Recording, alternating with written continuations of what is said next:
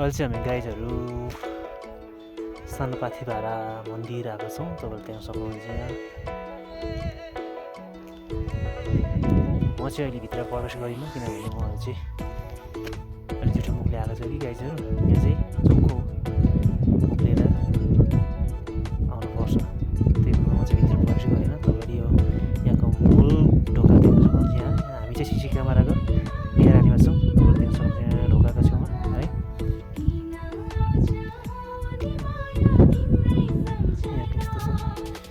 को आउनु भएको छ, कतिपय साथी आउनु पनि भएको होला, कतिपय साथी आउनु भएको छैन होला।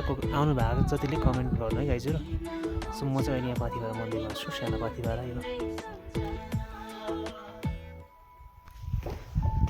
है गाइज, यस्तै छ।